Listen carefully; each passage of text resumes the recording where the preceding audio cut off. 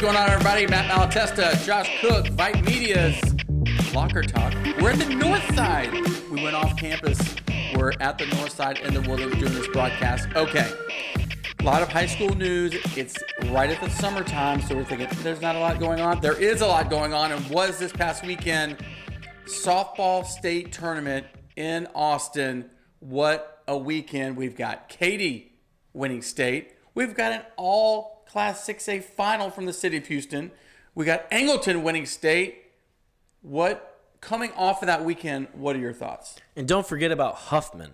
I would never forget about Huffman. Winning state. The Huffman Falcons winning their second state championship in the last 4 years, 2015, 2019 now for them. So an amazing weekend. 4A, 5A, and 6A, all titles coming back to the city of Houston. Huffman does it, Angleton does it, and then Katy does it. And really, Angleton was one of those fun teams to watch throughout the year because we knew they were coming, and they really rode the shoulder and the arm of Elia Garcia as she just really was an amazing pitcher throughout. And we talked last week, she was going to be the catalyst to them winning a state championship, and she ended up being the catalyst to them winning state. And then Katy, that senior group, so loaded and so talented for all these years, they finally complete the mission and become state champions, and they had to beat a very good Klein Collins team. And they really beat them. I mean, it was an 8-2 game. They dominated start to finish. Kudos for Katy. Callum Hack, one of the best coaches in the state as it relates to softball. Houston dominated in softball this year, so we're excited to see that. Let's move to baseball, where the city of Houston stubbed their toe a little bit. Let's start with the 6A region. Cy Ranch ran into a buzzsaw, and McKinney Boyd, who beat the Woodlands as well, another state power, they lose to they're to beat Cy Ranch in 3 games. Thoughts on that? And you have to give McKinney Boyd just a lot of credit here. Right. That game 1, they came out, McKinney Boyd gets beat 10-0. They get no hit in the game. I mean, after that, you would think a team is just demoralized and, okay, this is over. They fight back to win 1-0 in game 2, and then they just run away with game 3. And so, really, McKinney Boyd, that's definitely going to be a team to watch in state, which that 6A bracket is loaded. Oh, it is, really. I mean, you've got Lake Travis there. You've got South Lake Carroll there. You've got McKinney Boyd there. And a Houston team is there in the Ridgepoint Panthers. So Ridgepoint, I mean, nobody is talking about them. Nobody. No. So if they were to be able to get past Boyd and get to the finals, that would be miraculous. Let's see what they can do. You've seen Ridgepoint a little bit. What is kind of their MO as they go into this weekend? They're just a scrappy team. They're a scrappy baseball team. And, I mean, they can get down. They got down 7-2 to Tascasita in game 1. They came back and won that game 12-9. They swept that series. Then they come in against a very good Kingwood team. They win game 1 in extra innings when that game 1 could have been won by Kingwood because they had a single into left field, and then Austin Bradbury comes up throwing and throws out the game-winning run at the plate in the bottom of the 7th inning. Then they go on to win that in the top of the 8th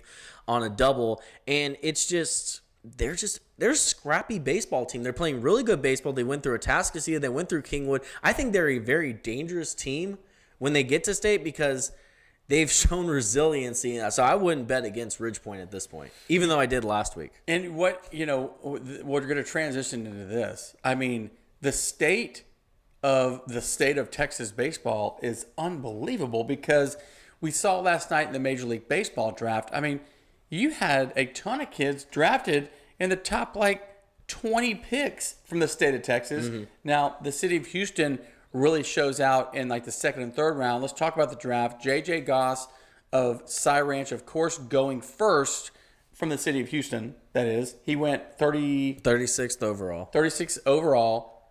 Tampa Bay Devil Rays. Then you've got, Matthew Thompson follows suit a couple picks after that. His teammate at Cy Ranch. Let's just kind of evaluate how Houston did in the Major League Baseball draft last night. So to your point of Texas being really good, 4 of the first 12 picks were Texas-based kids, either high school or college. Of course, Bobby Witt Jr. out of Colleyville Heritage up north went number 2 overall. No surprise there. Josh Young from the San Antonio area plays at Texas Tech. He went number 8 overall to the Texas Rangers. So right there in the top 10, you had 2 picks. But then you go down to the Houston kids, And you start with J.J. Goss going to Tampa Bay. He was projected as one of the higher picks out of the Houston area. He goes 36th. Then Matthew Thompson right behind him. He goes 45th to Chicago White Sox. And then Josh Wolf from St. Thomas, he goes to the New York Mets in the early 50s picks. I mean, the top 50 picks, give or take, there's 3 Houston pitchers that go. And we really knew, we knew this. We've seen Goss and Thompson for years. We knew this was coming. So congrats to them and to their families. Now the next journey for them begins as you kind of hit the reset button of going into the minors and now having to work your way up to the majors. I tell you what, that road is not glamorous. It's in tough. The minor leagues. So we'll see them maybe a couple of years down the road pitching, for a Major League Baseball team. So that kind of wraps up the school calendar as it relates to high school sports. Of course, the recruiting world never ends. Mm-hmm. So we've got football, volleyball. Tons of kids are getting recruited right now that are on the path of the showcase world, as well as AAU basketball is heating up as well. The live periods are opening up. So stay tuned because we're going to be covering a ton of that recruiting over the next couple of weeks and months as we work on our football and volleyball previews that are going to be coming out sooner than before. We're excited about that. What else we got? Anything else exciting going on in Houston? A couple of coaching changes. Brian Harris of Manville, the girls basketball coach there, he moves over to Barbers Hill. He becomes the new head girls basketball coach there and assistant AD. That move happening over the weekend. A couple of volleyball coaching moves here and there throughout the city. And then we talk about recruiting. Jalen Milroe checking out Alabama over the weekend. Man, you talk about a guy stock who is just completely skyrocketing right now.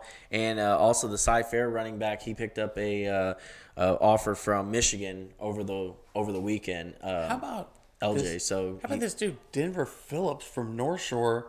He's just a sophomore. He doesn't even start for them. He's been offered by University of Alabama. They're loaded. They start early. And also, we had a chance to go see Coach Orgeron, LSU's head coach, at the Touchdown Club yesterday. Hilarious. Not sure I understood exactly what he was talking about, but man, he's kind of a dude that will be the life of the party anywhere he goes. They're killing it as it relates to recruiting in 2020. They got a number 2 class in the country, but they are coming after some really, really hot prospects in the city of Houston. Alec Bryant is one, of course, of Shadow Creek. He's already verbally committed. So, and he's got some Houston kids that are on the roster that are going to be really, really good come this year. He was showing some tape and some film. It's pretty exciting to watch. Grant Delpit, of course, from St. Thomas. Caleb Chason from North Shore. Austin Deculus from Cy Fair. Manny Netherly from Crosby. Jonathan Giles from Elkins. Those guys are all going to play this year. Eric Monroe, also from North Shore, going to play. So, with that being said, stay tuned. Tons of recruiting, football, volleyball, anything you want to know, high school sports. Follow us at vipehouston.com. On Snapchat, vipe.houston. On Instagram, vipe.texas. And on Facebook, vipe.texas. And on Twitter, vipe.houston. Or check out all of our other properties. Josh Cook, Matt Malatesta, Vipe Media, behind the glass over here, Scott Terrell, Riley Collier. They make the magic happen. We'll see y'all next week.